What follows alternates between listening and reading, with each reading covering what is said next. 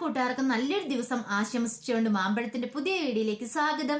നമുക്ക് നേരെ ഉണ്ണിമോടെ അയ്യപ്പസ്വാമിയുടെ ഇന്നത്തെ വിശേഷത്തിലേക്ക് പോയല്ലോ. ഇന്നത്തെ വിശേഷത്തിൽ കാണിച്ചിരിക്കുന്ന ഉണ്ണിമോളുടെ അടുത്തേക്ക് ഗിരിദേവനും ബാബനും ലംബുവും കൂടെ വരുന്നുണ്ട്. പിന്നീട് ഉണ്ണിമോളോട് പറഞ്ഞു, അപ്പൂപ്പന് ഉത്തരം മുട്ടി പോയല്ലേന്ന് ചോദിക്കുകയാണ്. ഉണ്ണിമോള് പറഞ്ഞു, അതേ ഗിരിദേവാന്ന് പറയണം. ഇനി ഉണ്ണിമോള് ചോദ്യങ്ങൾ ചോദിച്ച് അപ്പൂപ്പന് ഉത്തരം മുട്ടിക്കണം, എങ്കിൽ മാത്രമേ തമ്പുരുവിനെ രക്ഷിക്കാൻ പറ്റുള്ളൂ എന്ന് പറയാം. ഇത് കേട്ട ഉണ്ണിമോള് ചോദിച്ചു, അല്ല അപ്പൂപ്പന് ഉത്തരം മുട്ടിച്ചാൽ എങ്ങനെയാ തമ്പുരാനെ രക്ഷിക്കാൻ പറ്റുന്നത്? ഇത് കേട്ട് കഴിഞ്ഞപ്പോഴത്തേനും ലെമ്പു പറഞ്ഞു, അതൊക്കെയുണ്ട്. ആദ്യം ഉണ്ണിമോളോട് പറയുന്ന കാര്യം ഉണ്ണിമോൾ അനുസരിക്കുക. പറഞ്ഞു കേട്ടല്ലോ. അത് മാത്രമല്ല, അപ്പൂപ്പനോട് ചോദ്യങ്ങളൊക്കെ ചോദിച്ചു കഴിയുമ്പം ഉണ്ണിമോൾക്ക് തോന്നും താൻ ചിലപ്പോൾ ചോദിക്കും തർക്കുത്തരമാണോന്ന്. അങ്ങനെയൊന്നും തോന്നേണ്ട ആവശ്യമൊന്നുമില്ല. തർക്കുത്തരമൊന്നും അല്ല. ഉണ്ണിമോള് ധൈര്യമായിട്ട് അപ്പൂപ്പനോട് ചോദ്യങ്ങളൊക്കെ ചോദിക്കണം. ഞങ്ങൾ പറയുന്ന ചോദ്യങ്ങളൊക്കെ ചോദിക്കണമെന്ന് പറയാം. എല്ലാം കേട്ട് കഴിഞ്ഞപ്പോൾ ഉണ്ണിമോളോട്, ശരി ഞാൻ ചോദിച്ചോളാം. തമ്പുരിന് വേണ്ടിയിട്ടല്ലേ, തമ്പുരിന് കാഴ്ചശക്തി സംസാരശേഷിയും തിരിച്ചു കിട്ടാൻ വേണ്ടിയിട്ടല്ലേ ഞാൻ ധൈര്യമായിട്ട് ചോദിച്ചോളാന്ന് പറയാണ്. എനിക്കൊരു കുഴപ്പമില്ലെന്ന് പറയാം. അങ്ങനെ നേരെ ബ്രഹ്മരക്ഷസിന്റെ അടുത്തേക്ക് ഉണ്ണിമോള് ചെല്ലുവാണ്. ഉണ്ണിമോള് എന്നിട്ട് ചോദിച്ചു, അപ്പൂപ്പ ഞാൻ മുമ്പ് ചോദിച്ച ചോദ്യത്തിന് അപ്പൂപ്പന് ഉത്തരം തരാന്ന് പറഞ്ഞു. എന്നിട്ട് എന്താ തരായിരുന്നേ? അല്ല ശരിക്കും പറഞ്ഞിട്ട് യുധിഷ്ഠിരനെ ആരെ രക്ഷിച്ചത്? നകുലനെയോ സഹദേവനെയോ അർജുനെയോ ഭീമനെ ആരെ രക്ഷിച്ചേന്ന് ചോദിക്കുകയാണ്. അപ്പൂപ്പൻ എനിക്കുള്ള ഉത്തരം തന്നില്ല എന്ന് പറയാം. അത് പിന്നെ ഞാൻ അതിനെക്കുറിച്ച് ഓർക്കുന്നില്ല. ഒരു കാര്യം മനസ്സിലായി, അപ്പൂപ്പൻ ഒന്നും അറിയത്തില്ല അല്ലേ? അപ്പൂപ്പൻ അറിയത്തില്ലാത്തോണ്ടാ അപ്പൂപ്പൻ ചുമ്മാ കള്ളത്തരം പറഞ്ഞല്ലേ അപ്പൂപ്പൻ എല്ലാ കഥ അറിയാന്ന്.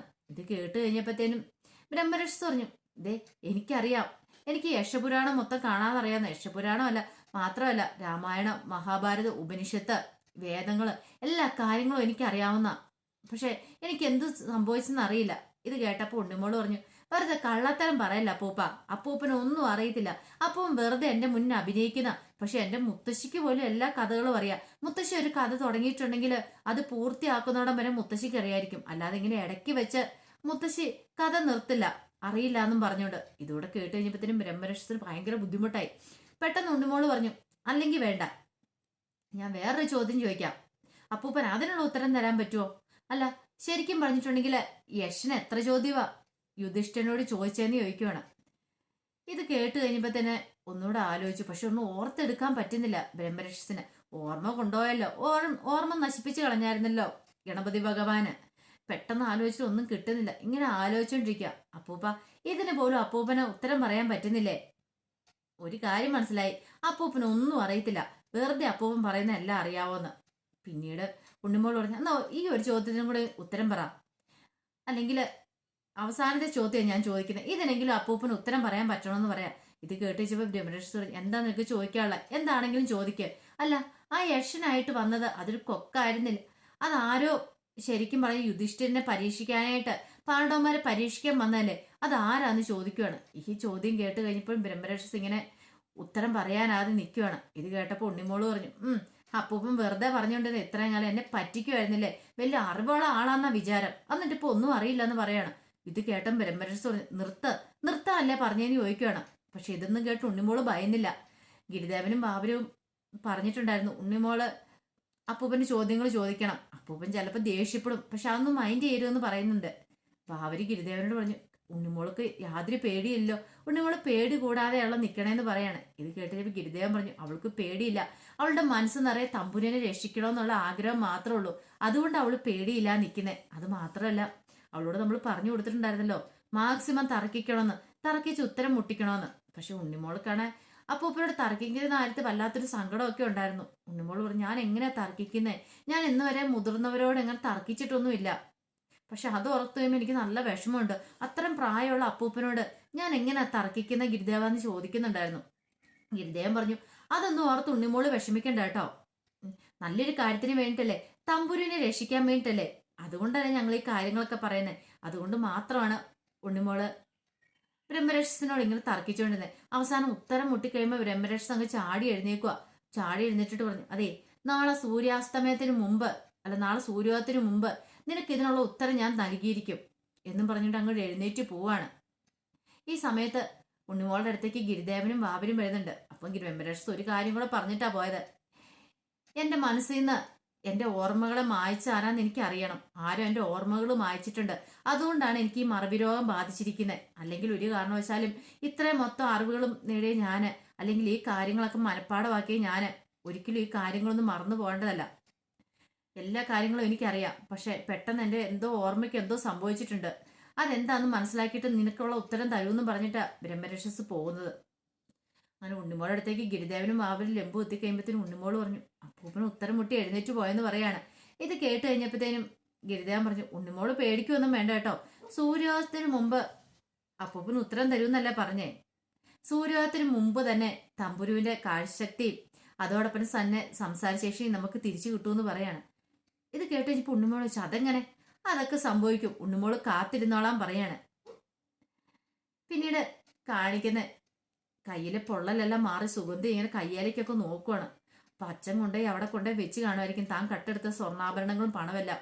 അതുകൊണ്ടായിരിക്കും തന്റെ കയ്യിലെ പൊള്ളലൊക്കെ മാറിയത്. ഇങ്ങനെ സന്തോഷിച്ച് നിൽക്കുന്ന സമയത്താണ് അങ്ങോട്ട് കാര്യസ്ഥൻ വരുന്നത്. കാര്യസ്ഥനെ കണ്ടതും ഓടിപ്പോയി സുഗന്ധി ചോദിച്ചു അച്ഛൻ അവിടെ കൊണ്ടുപോയി വെച്ചോന്ന് ചോദിക്കാണ്. കൊണ്ടുപോയി വെച്ചു മോളെ, അതുകൊണ്ടാന്ന് തോന്നുന്നു എന്റെ കയ്യിലെ പൊള്ളലങ്ങ് മാറിയത്. അച്ഛൻ ഇവിടെ നിന്ന് ഇറങ്ങി തന്നെ കയ്യിലെ പൊള്ളല് പതുക്കെ പതുക്കെ മാറി വന്നായിരുന്നു. ഇപ്പൊ നോക്കച്ചാ എനിക്ക് കൈക്ക് ഒരു കുഴപ്പമില്ലെന്ന് പറയാണ്. ഓ രക്ഷപ്പെട്ടു, എന്റെ ദൈവം മെതിച്ച് നേരത്തെ ചെയ്യുമായിരുന്നെങ്കിൽ ഞാൻ ഇത്രമാത്രം വേദനിക്കേണ്ട ആവശ്യം ഉണ്ടായിരുന്നു ചോദിക്കണം. പക്ഷെ അയാൾക്ക് അതും കൂടി ഇഷ്ടപ്പെട്ടില്ല. ഇത്ര സമ്പാദിച്ചു കൂട്ടിയതെല്ലാം ദേവിയുടെ തിരുനടയെ കൊണ്ടേ വെച്ചല്ലോ. ഈ സമയത്ത് ഗിരിദേവനും വാവരും ലംബു അങ്ങോട്ട് ഇറങ്ങി വരുന്നേ. ഗിരിദേവനെ കണ്ടതും സുഗന്ധി വന്നിട്ട് പറഞ്ഞു ഗിരിദേവ എന്റെ കയ്യിലെ ആ ചൂട് പൊള്ളലും ഒക്കെ മാറിയെന്ന് പറയാണ്. ബാബര് പെട്ടെന്ന് പറഞ്ഞു സുഗന്ധി ചേച്ചിട്ട് പറഞ്ഞില്ലായിരുന്നോ ചെയ്ത തെറ്റിന് പ്രായച്ചിത്തം ചെയ്താൽ മതി, പ്രായച്ചിത്തം ചെയ്യുവാണെങ്കിൽ കയ്യിലെ പൊള്ളലൊക്കെ മാറുമെന്ന്. കട്ടെടുത്ത സ്വർണ്ണാഭരണങ്ങളും പണമെല്ലാം ദേവിയുടെ തിരുതറയെ കൊണ്ടേ വെച്ച പൊള്ളല് മാറിയില്ലേന്ന് ചോദിക്കുകയാണ്. പക്ഷെ കാര്യസ്ഥന് മുഖം കണ്ടപ്പോ ഗിരിദേവൻ പറഞ്ഞു അല്ല മാമന്റെ മുഖത്തെന്താ ഒരു സങ്കടം പോലെ? ആ സ്വർണ്ണ ആഭരണങ്ങളും അതോടൊപ്പം പണമൊക്കെ ദേവിയുടെ തിരുനടയിൽ വെച്ച് മാമൻ ഇഷ്ടപ്പെട്ടില്ല എന്ന് തോന്നുന്നല്ലോ എന്ന് പറയാണ്. അങ്ങനെയൊന്നുമില്ല. അല്ല മാമൻ എന്തോ ഒരു വിഷമമുണ്ട്. ഈ സമയത്ത് സുഗന്ധി പറഞ്ഞു ഗിരിദേവ ഈ വള ഇന്നാ പിടിച്ചോളാൻ പറയാണ്. അല്ല അത് ചേച്ചിക്ക് ഇരുന്നോട്ടെ, വേണ്ട എനിക്കിനി ഇങ്ങനത്തെ ആഗ്രഹങ്ങളൊന്നുമില്ല. സ്വർണ്ണമാണെ പോലും ഞാൻ ഒരു പാഠം പഠിച്ചു. ഗിരിദേവൻ ഇത് വെച്ചോ, എനിക്ക് ഇതിന്റെ ആവശ്യമില്ലെന്ന് പറഞ്ഞുകൊണ്ട് ആ വളയം കൊണ്ട് കൂടി ഗിരിദേവന്റെ കയ്യിലേക്ക് കൊടുക്കുകയാണ്. ഗിരിദേവൻ അത് വാങ്ങിച്ചു. ഈ സമയത്തും വല്ലാത്തൊരു സങ്കടവും ദേഷ്യമൊക്കെ ആയിരുന്നു കാര്യസ്ഥന്റെ മുഖത്ത്. കാര്യസ്ഥന്റെ മുഖത്ത് നോക്കിയിട്ട് പറഞ്ഞു അല്ല മാമന്റെ ഇതുവരെ ആയിട്ടും മനസ്സ് ശരിയായിട്ടില്ലാന്ന് തോന്നല്ലോ. ആ സ്വർണ്ണാഭരണങ്ങൾ പോയൊരു സങ്കടം ഉണ്ടോന്ന് ചോദിക്കുകയാണ്. ഒരു കാര്യം ചെയ്യാം, മാമന് ഈ വള അങ്ങോട്ട് സ്വീകരിക്കാൻ പറയാണ്. ഇത് കേട്ട് കഴിഞ്ഞപ്പോഴത്തേനും ബാബര് പറഞ്ഞു മാമന്റെ ഉള്ളിലെ വേദനകൾ ഇപ്പോഴും പോയിട്ടില്ല. ഇത് സ്വർണ്ണമോ മാമ, ഗിരിദേവൻ തന്നാ വാങ്ങിച്ചോ. ഗിരിദേവനുള്ള ദേഷ്യം ഇപ്പോഴും ആ മുഖത്ത് കാണുന്നുണ്ട്. പെട്ടെന്ന് ഒന്നും മിണ്ടാതെ അകത്തേക്ക് പോകാൻ തുടങ്ങി ആ കാര്യസ്ഥനെ പിടിച്ചു നിർത്തിയിട്ട് ആ കയ്യിലേക്ക് ആ വള അങ്ങോട്ട് ഇട്ട് കൊടുക്കുവാണ് ഗിരിദേവൻ. മാമന്റെ കൈ കിടക്കട്ടെ വളയെന്നും പറഞ്ഞോണ്ട്. എനിക്ക് വേണ്ട നിന്റെ വളയെന്നും പറഞ്ഞോണ്ട്, അല്ലെങ്കിലും ഞാനൊരാണല്ലേ, ഞാൻ ഇതിനെ വളയൊക്കെ ഇട്ടുകൊണ്ട് നടക്കണേ എന്നും പറഞ്ഞോണ്ട് ആ വള അങ്ങോട്ട് മേടിച്ച് ഗിരിദേവന്റെ കയ്യിലേക്ക് തിരിച്ചു കൊടുക്കാൻ തുടങ്ങുമ്പോഴത്തേനും കയ്യെന്ന് ഊരാൻ പറ്റുന്നില്ല. ഊരാൻ നോക്കിയപ്പോ ഊരാൻ പറ്റുന്നില്ല. അയാൾ അവിടേക്ക് പെടാപ്പാട് വിടുക. ഇതെന്ത് പറ്റിയത്, ഊരാൻ പറ്റുന്നില്ലോ. പെട്ടെന്ന് സുഗന്ധി പറഞ്ഞു അച്ഛൻ എന്തിനാ ഊരുന്നേ, സ്വർണ്ണവള എല്ലാം അവിടെ കിടക്കട്ടെ എന്ന് നമ്മുടെ സുഗന്ധി അങ്ങോട്ട് കയറി പോവാണ്. ഗിരിദേവനും മാവരും അങ്ങോട്ട് പോയി. ഈ സമയത്ത് എന്ത് ചെയ്യണമെന്ന് അറിയത്തില്ലാതെ കയ്യിലേക്ക് നോക്കിക്കൊണ്ട് നിൽക്കുവാണ് കാര്യസ്ഥൻ. പിന്നീട് കാണിക്കുന്ന അന്നപൂർണേശ്വരി ദേവി തിരുനടയിലേക്ക് ബ്രഹ്മരക്ഷസ് എത്തുവാണ്. ബ്രഹ്മരക്ഷസിനെ കണ്ടതും ദേവി അവിടെ പ്രത്യക്ഷപ്പെട്ടു. ദേവിക്ക് കോപമായി. ദേവി പറഞ്ഞിട്ടുണ്ടായിരുന്നു ബ്രഹ്മരക്ഷസിനോട് ആ കോമ്പൗണ്ടിൽ കയറില്ല എന്നുള്ള കാര്യം. പക്ഷെ അത് ധിക്കരിച്ചാണ് കയറിയിരിക്കുന്നത്. ദേവി വന്നിട്ട് ചോദിച്ചു നിനക്ക് ഇത്ര അഹങ്കാരമോ, നീ എന്റെ ആജ്ഞ അനുസരിക്കില്ല അല്ലേന്ന് ചോദിക്കുകയാണ്. ദേവി എന്നോട് പൊറുക്കണം, ഞാൻ ദേവിയോട് ഒരു വരം ചോദിച്ചു വന്നാന്ന് പറയണം. വരവോ, എന്ത് വരം? എന്നോട് കനിയണം. എനിക്ക് എന്തോ ഒരു മറവി രോഗം ബാധിച്ചിരിക്കുക, എന്താണെന്ന് അറിയത്തില്ല എനിക്ക് ബാധിച്ചിരിക്കുന്നത്. പക്ഷെ എനിക്കൊരു ദേവിയുടെ ഒരു അനുഗ്രഹം വേണമെന്ന് പറയാം. അനുഗ്രഹമോ, എന്തനുഗ്രഹം? എനിക്ക് ഇപ്പൊ അത്യാവശ്യമായിട്ടൊരു ഗ്രന്ഥം വേണമെന്ന് പറയാണ്. എൻ്റെ ഗ്രന്ഥപ്പുരയിൽ നിന്ന് ആ ഗ്രന്ഥം നഷ്ടപ്പെട്ടിരിക്കുന്നു, മഹാഭാരതം നഷ്ടപ്പെട്ടിരിക്കുക. എനിക്ക് ആ മഹാഭാരത ഒരെണ്ണം വേണമെന്ന് പറയാണ്. ഇത് കേട്ടും ദേവി ചോദിച്ചു നിനക്കെന്തിനാ ഇപ്പം മഹാഭാരതം? മഹാഭാരതം കിട്ടിയില്ലെങ്കിലും കുഴപ്പമില്ല, അതിനകത്തെ കുറച്ച് ഭാഗങ്ങൾ മാത്രം മതി എനിക്കെന്ന് പറയാണ്. ഇത് കേട്ടൻ ദേവി ചോദിച്ചു നിനക്ക് എന്ത് പറ്റിയെന്ന് ചോദിക്കുകയാണ്. എൻ്റെ തേവാരപ്പുരയിൽ നിന്ന് ആ ഗ്രന്ഥശേഖരത്തിൽ നിന്ന് ആ ഗ്രന്ഥം നഷ്ടപ്പെട്ടു പോയിരിക്കുന്നു, അതുകൊണ്ട് എനിക്ക് ആ ഗ്രന്ഥം വേണം. ഒരു കുട്ടി എന്നോട് ഒരു ചോദ്യങ്ങൾ ചോദിച്ചു, ഞാനൊരു കഥ പറഞ്ഞു കൊടുത്തപ്പം, പക്ഷെ എനിക്ക് അതിന് ഉത്തരം നൽകാൻ സാധിച്ചില്ല. ആ കുട്ടിക്ക് നാളെ സൂര്യോദയത്തിന് മുമ്പ് അതിൻ്റെ കഥയുടെ ചോദ്യവും ഉത്തരങ്ങളും എല്ലാം പറഞ്ഞു കൊടുക്കുക ഞാൻ പറഞ്ഞിരിക്കുക. അപ്പൊ എനിക്ക് ആ മഹാഭാരതം വേണമെന്ന് പറയാം. ഇത് കേട്ട് കഴിഞ്ഞപ്പോ ദേവി പറഞ്ഞു അല്ല നിന്റെ ഗ്രന്ഥപുരയിൽ നിന്ന് നഷ്ടപ്പെട്ടിട്ടുണ്ടെന്നല്ല നീ പറഞ്ഞേ. നിന്റെ ഗ്രന്ഥപുരയിൽ നിന്ന് ഒരിടത്തേക്കും അത് പോയിട്ടില്ല. നീ അവിടെ പോയി ശരിക്കും നന്നായിട്ടൊന്ന് അന്വേഷിക്കുക, അപ്പൊ നിനക്ക് നിന്റെ ഗ്രന്ഥം കിട്ടുമെന്ന് പറയാണ്. ഇത്തരം പറഞ്ഞ് ദേവി അങ്ങോട്ട് അപ്രത്യക്ഷമായി. ബ്രഹ്മർഷി ഇങ്ങനെ ആലോചിക്കുക. അപ്പൊ തന്നെ തേവാരപ്പുരയിൽ നിന്ന് അത് നഷ്ടപ്പെട്ടിട്ടില്ലേ ആ ഗ്രന്ഥം? അത് പിന്നെ എവിടെയായിരിക്കും? അത് അവിടെ തന്നെ കാണുമോ? ദേവി അങ്ങനെയാണല്ലോ പറഞ്ഞത്. ആ ഒരു ചിന്തയോട് കൂടി ബ്രഹ്മരക്ഷസ് വരുമായിരുന്നു. ഈ സമയത്ത് ഗിരിദേവനും വാവരും ലംബുവും കൂടെ താഴേക്ക് ഇറങ്ങി പോവാ. അപ്പം ഗിരിദേവന്റെ കയ്യിൽ ആ ഗ്രന്ഥമുണ്ട്. അപ്പൊ വാവര് അല്ല, ഈ ഗ്രന്ഥം ഇത് ഒരാളെ ഏൽപ്പിക്കണം. ഇനിയിപ്പൊ തമ്പുരിന്റെ ജീവൻ രക്ഷിക്കണമെങ്കിൽ ഇതേ ഉള്ളൊരു മാർഗം. ബ്രഹ്മരക്ഷസിനെ നമുക്ക് തറ പറ്റിക്കണ്ടേ? ഇപ്പൊ തന്നെ ബ്രഹ്മരക്ഷസ് ദേവിയുടെ അടുത്ത് എന്നിട്ടുണ്ട്. അമ്മയുടെ അടുത്ത് പോയി അനുഗ്രഹം മേടിച്ചോണ്ടാ വരുന്നേ. തേവാരപ്പുരയിൽ നിന്നും ഈ ഗ്രന്ഥയോല ഒരിടത്തും നഷ്ടപ്പെട്ടില്ലെന്ന് ദേവി പറഞ്ഞിട്ടുണ്ട്. അപ്പൊ ഇത് അന്വേഷിച്ചുകൊണ്ടായിരിക്കും ഇങ്ങോട്ട് വരുന്നത്. ഒരു കാരണവശാലും ഇത് ബ്രഹ്മരക്ഷന്റെ കയ്യിൽ കിട്ടരുത്. ഇതിപ്പോ എന്റെ കയ്യിലാണ് ഉള്ളത്. ഇത് നമുക്ക് ഒരാളുടെ കയ്യിൽ ഏൽപ്പിക്കണം, സുരക്ഷിതമായിട്ട് ഏൽപ്പിക്കണമെന്ന് പറയാം. ഇത് കേട്ട് കഴിഞ്ഞപ്പോഴത്തേനും രംഭ ചോദിച്ചു, അല്ല എന്താ ഗിരിദേവൻ എന്താ ഉദ്ദേശിക്കണമെന്ന് ചോദിക്കുവാണ്. ഇത് കേട്ടുമ്പോൾ ഗിരിദേവൻ പറഞ്ഞു, ബാ പറയാന്നും പറഞ്ഞ് അവരെ കൂട്ടിക്കൊണ്ട് അങ്ങോട്ട് പോവാണ്. അങ്ങനെ ചെന്ന് കഴിഞ്ഞപ്പോഴത്തേനും അവിടെ തമ്പുരുമോൾ ഇരിക്കുന്നുണ്ട്. പാവം തപ്പിത്തടഞ്ഞ് അവിടെ ഇരിക്കുവാണ്. നേരെ തമ്പുരിന്റെ അടുത്തേക്ക് എന്നിട്ട് ഗിരിദേവൻ പറഞ്ഞു, തമ്പുരു നിന്നെ ഞാനൊരു ജോലി ഏൽപ്പിക്കുമെന്ന് പറയണേ. അപ്പൊ തമ്പുരു ആങ്ങിയോണ്ട് ചോദിച്ചു, എന്ത് ജോലിയാന്ന് ചോദിക്കുവാണ്. പിന്നീട് ആ ഗ്രന്ഥം തമ്പുരിന്റെ കയ്യിലേക്ക് കൊടുത്തിട്ട് പറഞ്ഞു, ഇത് തേവാരപ്പുരയിൽ ഇരുന്നൊരു ഗ്രന്ഥമാണ്. ഗ്രന്ഥം എന്ന് പറഞ്ഞ് നിനക്ക് എന്താണെന്ന് അറിയാലോ അല്ലേന്ന് ചോദിക്കണം. അറിയാവുന്ന തലയാട്ടി. ഇത് നീ സൂക്ഷിക്കണമെന്ന് പറയാണ്. പെട്ടെന്ന് തമ്പുരു ആങ്ങിയും കൂടി ചോദിച്ചു, ഞാൻ സൂക്ഷിക്കണം? അതെ, ഇത് നീ തന്നെ സൂക്ഷിക്കണമെന്ന് പറയണം. ഒരു കാരണവശാൽ ആർക്ക് നീ ഇത് കൈമാറില്ല. പലരും നിന്നോട് വന്ന് ചോദിക്കും, പക്ഷെ ഈ ഗ്രന്ഥം കൊടുക്കരുതെന്ന് പറയാണ്. ഇത് കേട്ടപ്പോ തമ്പുരുവിനൊന്നും മനസ്സിലായില്ല. പെട്ടെന്ന് ഗിരിദേവൻ പറഞ്ഞു, നിനക്കൊന്നും മനസ്സിലായില്ലേ? അതൊക്കെ വഴിയേ മനസ്സിലായിക്കോളൂ. ഈ ഗ്രന്ഥം ചോദിച്ചോണ്ട് നിന്റെ മുന്നിലേക്ക് ആ ബ്രഹ്മരക്ഷസ് വരും. അപ്പം വന്ന് ചോദിക്കും, തരാൻ പറയും. ചോദിക്കുക മാത്രമല്ല, ചിലപ്പോൾ ഭീഷണിപ്പെടുത്തും, ചിലപ്പോൾ നിന്നെ അടിക്കാനൊക്കെ തുടങ്ങും.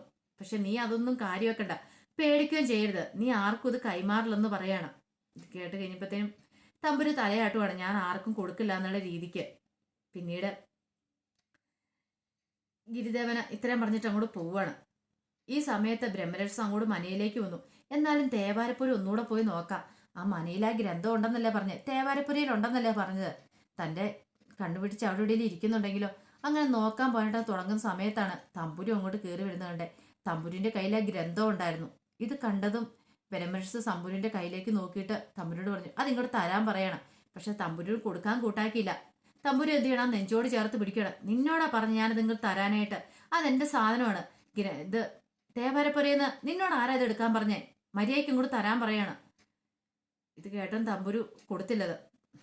നിന്റെ ഈ അഹങ്കാരം കൊണ്ടാണ് നിന്റെ കാഴ്ചശക്തി സംസാരശേഷിയൊക്കെ പോയത്, ഇല്ലാതാക്കിയത്. നീ ഇതുപോലത്തെ കുരുത്തക്കെട്ട പരിപാടികളൊക്കെ ഓരോന്ന് ഒപ്പിക്കുന്നോണ്ടാന്ന് പറയണം.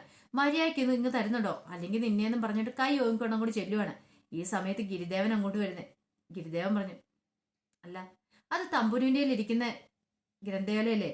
അല്ല അതെന്തിനാ ഇപ്പൊ അപ്പൂപ്പനെ വേണമെന്ന് പറയണേ? എന്താ അതിന്റെ കാര്യം ചോദിക്കണം. ഇത് കേട്ട് കഴിയുമ്പോൾ തന്നെ ബ്രഹ്മരക്ഷസ് പറഞ്ഞു, എനിക്കത് വേണം, എന്റെ ഗ്രന്ഥയോലയാന്ന് പറയണം. അങ്ങനെ പറഞ്ഞിട്ട് ബ്രഹ്മരക്ഷസ് നോക്കിക്കഴിയുമ്പോഴത്തേനും ഗിരിദേവൻ തന്റെ പൂർണ്ണ രൂപം അങ്ങോട്ട് കാണിക്കുകയാണ്. അയ്യപ്പ ഭഗവാന്റെ രൂപം അങ്ങോട്ട് കാണിക്കുകയാണ്. ഇത് കണ്ടത് കൈകൂപ്പി വണങ്ങിക്കൊണ്ട് ബ്രഹ്മരക്ഷസ് മുമ്പിൽ നിൽക്കുകയാണ്. അപ്പൊ അതിന്റെ വിശേഷങ്ങളൊക്കെയാണ് നമ്മൾ കണ്ടത്. പിന്നെ നമ്മൾ കാണാൻ പോകുന്ന തമ്പുരിന്റെ കാഴ്ചശക്തി സംസാരശേഷിയൊക്കെ തിരിച്ചു കിട്ടുന്ന ആ നല്ല നല്ല വിശേഷങ്ങളാണ്. അപ്പൊ അതിന്റെ വിശേഷങ്ങളൊക്കെ നമുക്ക് എല്ലാവർക്കും കാത്തിരിക്കാം കേട്ടോ. ആദ്യമായിട്ട് കാണുന്നവരാണെങ്കിൽ ചാനൽ ഇഷ്ടപ്പെട്ട ഒന്ന് സബ്സ്ക്രൈബ് ചെയ്യാൻ മറക്കരുതേ. അതോടൊപ്പം തന്നെ കണ്ടുകൊണ്ടിരിക്കുന്ന എല്ലാവരുടെ സപ്പോർട്ടിലേക്കും തുടർന്നും പ്രതീക്ഷിച്ചുകൊണ്ട് എല്ലാവർക്കും ഒരിക്കൽ കൂടി നല്ലൊരു ദിവസം ആശംസിച്ചുകൊണ്ട് നിർത്തുന്നു. നന്ദി.